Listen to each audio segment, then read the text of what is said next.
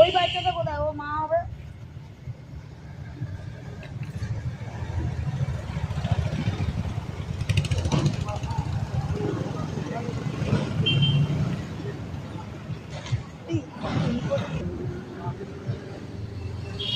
সাধুর বাচ্চা এসছে এতদিন পর। বন্ধুরা, দাদা ভাই দিদি ভাই, একটা নতুন দৃশ্য দেখবে, ভালো করে খেয়াল করো তোমরা।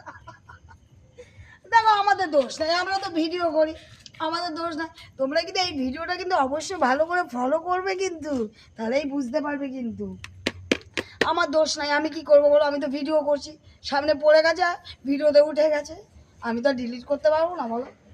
যাই হোক, তোমরা দেখো, ফলো করো কিন্তু ভিডিওটা।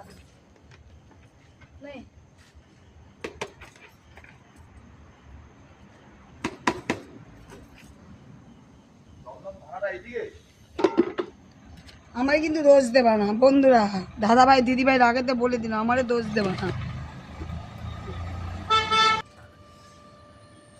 গেটটাকে পুরো খুলতে পারো না, পায়ে লাগলো গিরিলে জোর, হেভি জোর লেগেছে, পুরোনো লোহা, ব্যথা হবে।